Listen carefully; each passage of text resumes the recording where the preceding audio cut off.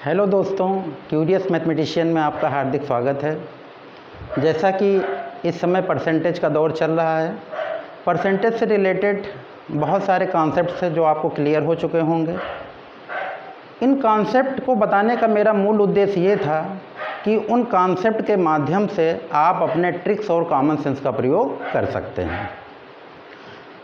देखिए, अभी तक जो इस टॉपिक पे क्वेश्चन बताए गए हैं उसको मेन जो था वो कॉन्सेप्चुअल था और उसको एक ही फार्मूले से या एक ही सिस्टम से आप कैसे उस क्वेश्चन को सॉल्व कर सकते हैं, इस पर फोकस किया है मैंने। अब आज चूँकि ये ट्रिक्स स्पेशल है और ट्रिक्स स्पेशल में चीज़ों को बहुत ही कम समय में सॉल्व करने का सिस्टम होता है, ठीक है। कुछ क्वेश्चंस ऐसे होते हैं जिनको आप थोड़ा सा अगर अपने सिस्टम से लगाते हो तो हो सकता है कि वो कुछ लेंदी हो जाएं, लेकिन अगर कॉन्सेप्ट क्लियर नहीं होगा तो ट्रिक्स भी क्लियर नहीं होगा। खैर, कल हमने क्वेश्चन आपको बताया था जो शेष वाले प्रश्न मैंने बताए थे कि जो खर्चे होते हैं एक्सपेंडिचर और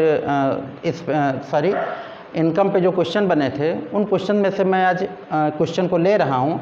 उस क्वेश्चन में शेष का वर्ड दिया हुआ है जो कल मैंने बताया था। उस क्वेश्चन में 33 सही 1/3 चूँकि फ्रैक्शन के रूप में था, इस वजह से उसको थोड़ा सॉल्व करने में मुश्किल भी हो रही थी। हो सकता है आपको भी मुश्किल लगा हो। वास्तव में वो मेथड भी बहुत ही अच्छा है, लेकिन चूँकि भिन्न के रूप में था तो थोड़ा सा कॉम्प्लिकेटेड था। यहाँ पर प्रश्न है, एक व्यक्ति अपनी कुल आय का 30% घरेलू उपभोग पर, शेष का 20% बच्चों की शिक्षा पर, फिर शेष का 10% अन्य मदों पर खर्चा करता है। अब उसके पास 10,080 रुपये ने 10,080 रुपये शेष बचे हों तो कुल आय क्या है। तो ऐसे प्रश्नों में आप करोगे क्या जो बिल्कुल एक लाइन में आप लगा सकते हो। इसका तरीका ये है कि आप जितने भी खर्च हो रहे हैं उसमें आप 100 को माइनस करते जाओ। 100 हमेशा ऊपर रहेगा। तो 100 टोटल मान लेते हैं हम कि कुल आय है और उसका 30% जो है वो किस पर खर्च हो रहा है, घरेलू उपभोग पर। तो खर्च हो रहा है क्योंकि लास्ट में दिया हुआ कितने रुपए शेष बचे हों, यानी आपको फोकस किस पर करना है, बचने पर। तो 30% खर्च कर रहा है तो इसका मतलब उसका बच कितना रहा है, तो वो 70% है। तो 100/70 हो गया, 100/70 हो गया। दूसरे टर्म में क्या कह रहा है, शेष का। तो शेष का में ये सिस्टम लगेगा, 20% बच्चों की शिक्षा पर खर्च हो रहा है। तो बच्चों की शिक्षा पर खर्च होने का मतलब ये है कि वो 80% बचत हो रहा है उस पर। तो 100/80 हो गया इंटू, फिर तीसरे कंडीशन में क्या कह रहा है, शेष का 10%। तो यहाँ पर 10% है तो हम 100 में माइनस कर देंगे, कितना हो जाएगा, 90 हो जाएगा। और जो लास्ट में बचत हो रहा है उसको आप मल्टीप्लाई कर दोगे। लास्ट में बचत कितना हो रहा है, 10,080 रुपये। तो ये आपका 10,080 रुपये हो गया। अब इसको आप काट दो, 2 जीरो यहाँ से कैंसिल हो गया, 2 जीरो यहाँ से कैंसिल हो गया, 1 जीरो हम और कैंसिल करे दे रहे हैं इसको और 9 से काट रहे हैं इसको। 9 एकम 9, 9 एकम 9 और 9 दूनी 18। फिर हम 7 से काट रहे हैं, 7 एकम 7 और 7 छंग 42। फिर हम 8 से काट रहे हैं, 8 दूनी 16 और 2 हो गया आपका, और 1 2 3 4, 1 2 3 4 आपका जीरो। ये इसका आपका क्या हो गया, आपका आंसर हो गया। कुल आय कितनी हो गई, 20,000। तो आप देख रहे होंगे कि एक लाइन में क्वेश्चन लग रहा है। अब मान लीजिए कि एग्ज़ाम में आप भूल गए, कभी कभी कन्फ्यूजन हो जाता है, कभी कभी इतना एग्ज़ाम का प्रेशर होता है कि चीज़ें ऊपर की नीचे हो जाती हैं, अगल की बगल हो जाती हैं। तो आप 100 को नीचे कर देते हो, नहीं याद आ रहा है कि 100 ऊपर होगा कि नीचे होगा। तो ऐसी स्थिति में आप अपने कॉन्सेप्ट को बनाए रखोगे।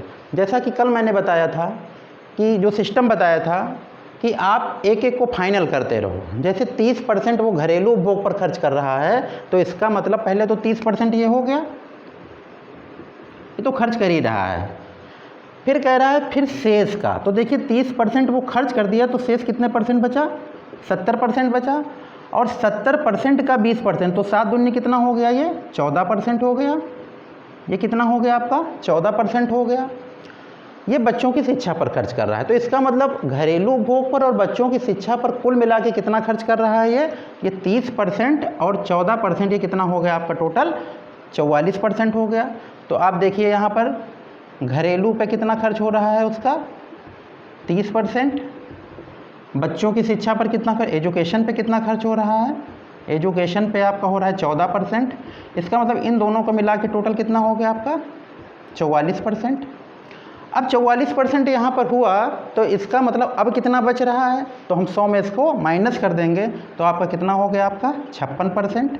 ये शेष का, ये नेक्स्ट जो है ये शेष कितना बचा आपका 56%। अब 56% का 10%, तो 56% का 10% कितना हो गया आपका, ये हो गया आपका 5.6 हो गया। ठीक है, क्लियर है। तो अब 5.6%, अब ये देखिए घरेलू और एजुकेशन मिला के 44% था और यहाँ पर ये किस पर खर्च कर रहा है, अन्य मदों पर, ये अदर का खर्चा है। तो इसका मतलब इन दोनों को मिला के कितना खर्च हो रहा है, 49.6% खर्च हो रहा है। तो 49.6 अगर खर्च कर रहा है, ये एक्सपेंडिचर है, तो सेविंग आपकी कितनी हो जाएगी, ये हो जाएगी 50.4%। क्लियर है। 100 में से इसको हमने माइनस कर दिया 100 में। अब यही बचत इस नंबर के बराबर हो जाएगा। क्लियर है।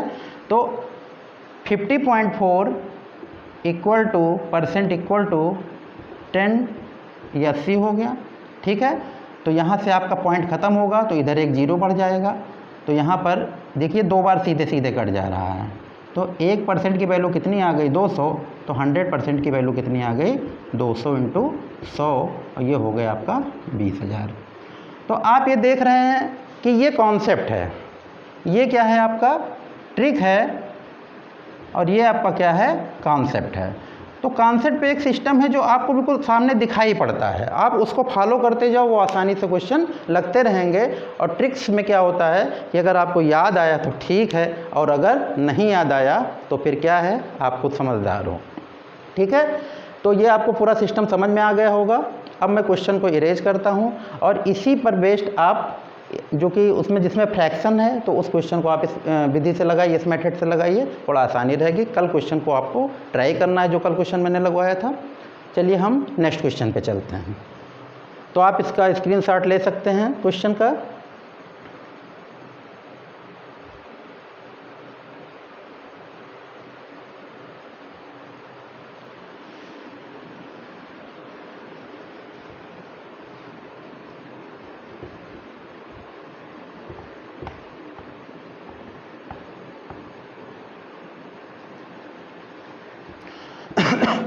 देखिए अगला क्वेश्चन जो है ये बहुत ही इम्पॉर्टेंट क्वेश्चन है आपके एग्ज़ाम के दृष्टिकोण से। ये क्वेश्चन ये मतलब अक्सर पूछे जाते हैं एग्ज़ाम में। इस क्वेश्चन में है कि यदि आलू का मूल्य 25% कम कर दिया जाए तो हम 100 रुपये में 6.25 किलोग्राम अधिक खरीद सकते हैं, तो वास्तविक मूल्य और घटा हुआ मूल्य क्या होगा। तो प्रश्न में देखिए प्रकृति इसकी क्या है, अगर मूल्य कम होगा, देखिए इसका नेचर क्या है क्वेश्चन का, मूल्य अगर क्या होगा कम होगा तो सामान हम क्या करेंगे अधिक खरीद लेंगे, सामान क्या होगा हम अधिक खरीदेंगे। प्रश्न में यही प्रकृति रहती है, मूल्य कम होगा तो सामान अधिक खरीदेंगे, और अगर मूल्य अधिक होगा तो सामान हम कम खरीदेंगे। तो प्रश्न की नेचर क्या है कि मूल्य कम होगा तो सामान हम अधिक खरीदेंगे। इसी प्रश्न में यह भी दे सकता है कि यदि आलू का मूल्य 25% बढ़ा दिया जाता है तो हम 100 रुपये में इतने किलोग्राम कम खरीद सकते हैं, तो वास्तविक मूल्य और बढ़ा हुआ मूल्य क्या है। देखिए यहाँ पर कम है तो यहाँ पर घटा हुआ मूल्य पूछ रहा है, अगर अधिक पूछेगा तो वहाँ पर बढ़ा हुआ मूल्य पूछेगा। तो इस प्रश्न की प्रकृति को आप समझ गए होंगे। ठीक है। इसको लगाने का एक बहुत ही अच्छा तरीका है जो मैं आपको बताने जा रहा हूँ, और वो आप रेशियो सिस्टम से लगाओगे ऐसे क्वेश्चन को। तो एक आप बिफोर का सिस्टम रखिए और एक आप आफ्टर का सिस्टम रखिए। देखिए कह रहा है कि यदि आलू का मूल्य 25% कम कर दिया जाता है, तो मान लीजिए कि पहले रेट आलू का कितना था 100 था, अब 25% अगर कम हो गया तो मैंने बताया था कि 100 में डायरेक्ट बढ़ता या घटता है, तो 25% कम होगा तो अब इसकी वैल्यू कितनी हो जाएगी आपकी 75 रुपये हो जाएगी। क्लियर है। तो ये क्या है आपका सेलिंग प्राइस है, मतलब आपका क्या है विक्रय मूल्य है, क्योंकि मूल्य कम करना और अधिक करना इससे आपकी क्या है, इससे आपकी सेलिंग पर प्रभाव पड़ता है उसका। ठीक है। जो ये बात कह रहा है कि मूल्य कम करने या उसका प्रभाव क्या है, वो सेलिंग प्राइस की बात बता रहा है। तो अगर सेलिंग प्राइस इसका पहले 100 रुपये है, बाद में 75 रुपये है, मैं इसको काट रहा हूँ क्योंकि ये रेशियो के रूप में है, तो 25 यहाँ 75 और 25 को 100, ये 4 रेशियो 3 का मैटर हो गया। ठीक है, तो अब सेलिंग प्राइस अगर 4:3 का रेशियो है तो कास्ट प्राइस क्या हो जाएगा, मतलब क्रय मूल्य क्या हो जाएगा। तो आप अभी चूँकि आपने प्रॉफिट लॉस पढ़ा नहीं है तो जान लीजिए कि एसपी का जो अपोजिट होता है वो क्या होता है, आपका कास्ट प्राइस होता है, यानी कास्ट प्राइस का अपोजिट क्या होता है, सेलिंग प्राइस होता है। तो यहाँ से कास्ट प्राइस आपकी कितनी हो जाएगी, 3:4 की हो गई। क्लियर है।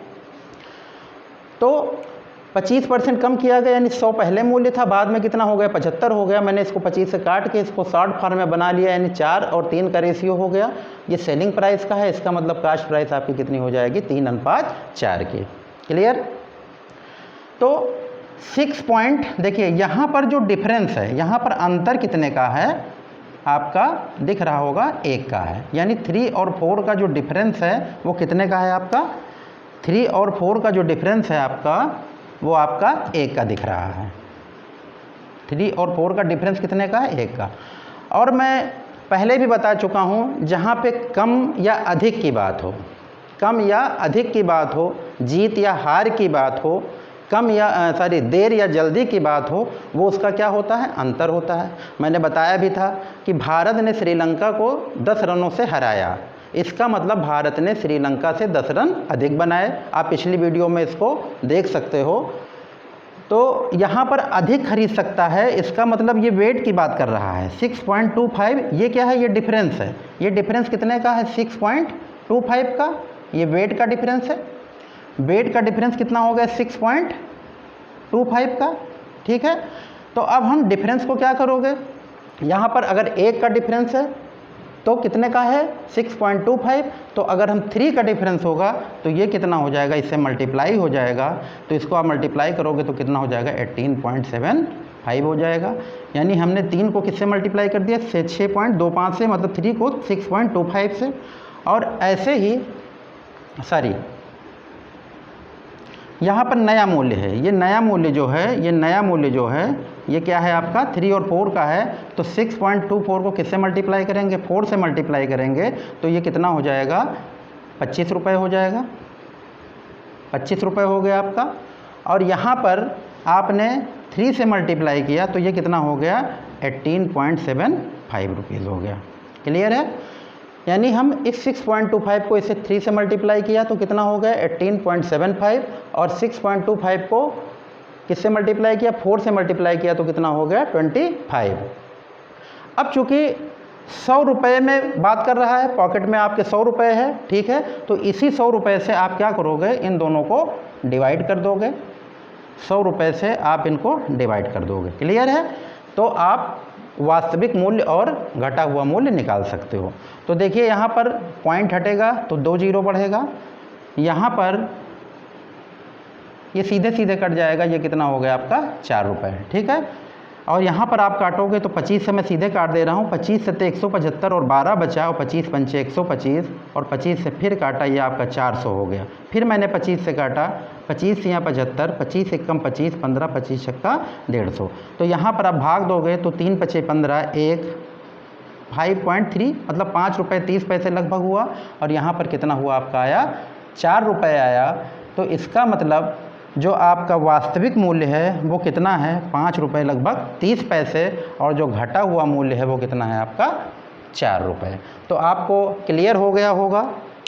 मैं आपको फिर से बता दे रहा हूँ कि पहले का रेट हम मानते हैं 100 रुपये, और अगर कम हो रहा है तो जैसे 25% कम हो रहा है तो यहाँ पर हम कितना रखेंगे, 75 रुपये। अगर 25% ज़्यादा होता तो कितना रखते, 125 रखते, और उसी के अकॉर्डिंग हम रेशियो निकाल लेते। ये आपका 4 हुआ, ये आपका 3 हुआ, 25 चौको 100 और 25 या 75।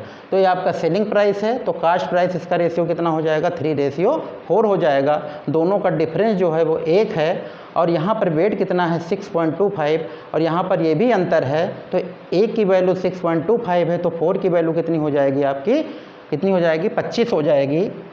इसको मैंने मल्टीप्लाई कर दिया। यहाँ पर 3 की वैल्यू कितनी हो जाएगी, 3 से इसको मल्टीप्लाई किया तो कितना हो गया, 18.75। और जो रुपए आपका दिया रहेगा उसी से आप उसको डिवाइड कर दोगे इस नंबर से, ठीक है। तो इससे आपका वास्तविक मूल्य और जो घटा मूल्य या बढ़ा मूल्य है वो आपका निकल जाएगा। इस क्वेश्चन को आप कॉपी पे नोट कर सकते हैं या इसका स्क्रीनशॉट आप ले सकते हैं।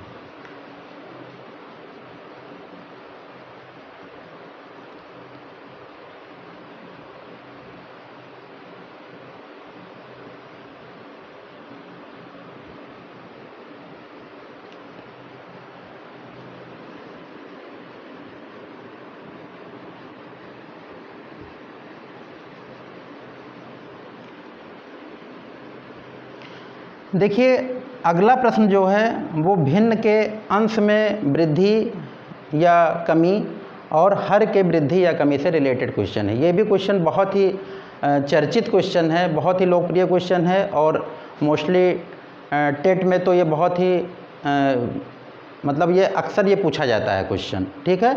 तो इस प्रश्न की आपको लगाने का मैं शॉर्टकट तरीका बता दे रहा हूँ, इसको आपको समझिएगा। इसमें इसका प्रारूप क्या है, प्रश्न का नेचर क्या है। देखिए पहले नेचर को आप समझ लोगे, अगर वो क्लियर हो जाएगा तो सारे क्वेश्चन आपका लग जाएगा। तो इसका नेचर क्या है, न्यूमरेटर और डिनोमिनेटर। इंग्लिश में न्यूमरेटर को अंश कहते हैं और डिनोमिनेटर को क्या कहते हैं, हर कहते हैं। तो इसमें परसेंट इंक्रीज या परसेंट डिक्रीज कुछ भी हो सकता है। हो सकता है कि अंश में या न्यूमरेटर में वृद्धि हो, इंक्रीज हो सकता है कि न्यूमरेटर में डिक्रीज हो। यही कंडीशन आपके डिनोमिनेटर में भी होगा, परसेंट इंक्रीज हो सकता है या परसेंट डिक्रीज हो सकता है, ठीक है। तो आप सिस्टम को आप ध्यान से समझोगे। मैंने बताया था कि परसेंट में अगर कोई परसेंट बढ़ाया जाता है, जैसे मान लीजिए कि 100 है तो उसका अगर हम 150% बढ़ाएंगे तो कितना हो जाएगा, वो सीधे 100 में ऐड हो जाएगा। तो 100 में सीधे जुड़ता है और सीधे घटता है। तो यहाँ पर कह रहा है कि भिन्न के अंश को 150% बढ़ा दिया जाए। तो अंश में चूँकि न्यूमरेटर है, ये क्या है आपका न्यूमरेटर है, तो इसमें अगर आप 150% की वृद्धि करेंगे यानी इंक्रीजमेंट ऑफ 150%, तो ये कितना हो जाएगा, 100 में ऐड हो जाएगा तो कितना हो जाएगा, 200। क्लियर है। इसके बाद कह रहा है कि 350% बढ़ा दिया जाए हर को, मतलब किसको बढ़ा दिया जाए, डिनोमिनेटर को 350% बढ़ा दिया जाए। तो ये भी चूँकि बढ़ाने की बात कर रहा है तो ये भी हम 100 प्लस कर देंगे तो कितना हो गया आपका 450%। और इसमें जो रूल होता है वो D/N का होता है, मतलब डिनोमिनेटर बाय न्यूमरेटर, मतलब ये हर ऊपर रहेगा और अंश नीचे रहेगा। तो यहाँ से आपको सॉल्व कर लोगे इसको। देखिए ये 0 आपका कट गया, 5 जा 25 और 5 9 जा 45, यानी 5/9 इंटू डी कितना है, डिनोमिनेटर कितना है आपका जो परिणामी भिन्न है, इसमें हर कितना है 21 है और आपका ये कितना है, अंश कितना है 25 है। तो 5 से आपने काट दिया, 5 पंजे 25, 3 से काट दिया, 3 तिया 9, 3 से 21, यानी इसका आंसर हो गया बचे 15, यानी 7/15 हो गया। तो इसमें आप इस बात को समझे रहिए कि अगर इंक्रीज हो रहा है तो आप 100 में सीधे जोड़ दोगे, अगर डिक्रीज हो रहा है, घट रहा है, तो 100 में आप माइनस कर दोगे। जैसे मान लीजिए कह देता कि 25% घटा दिया जाए, तो 25% घटाने का मतलब हम 100 में 25% को घटा देते तो उसकी वैल्यू कितनी होती, 75%। क्लियर है, 75 हो जाती है उसकी। तो बढ़ाने पर 100 में जुड़ेगा, घटाने पर 100 में घटेगा, और जो मल्टीप्लाई किया जाएगा वो डिनोमिनेटर बाय न्यूमरेटर यानी हर बटे अंश को किया जाएगा। तो ये आशा है कि ये आपको बिल्कुल अच्छे से समझ में आया होगा, ठीक है। अब हम अगले जो लेक्चर्स होंगे उसमें कुछ और मिसलिनियस क्वेश्चंस को लेके चलेंगे, ठीक है। तो आप लोग लगातार, अगर आपको वीडियो पसंद आ रही हो तो आप लोग लाइक कीजिए और शेयर कीजिए और सब्सक्राइब करते रहिए, ठीक है। धन्यवाद।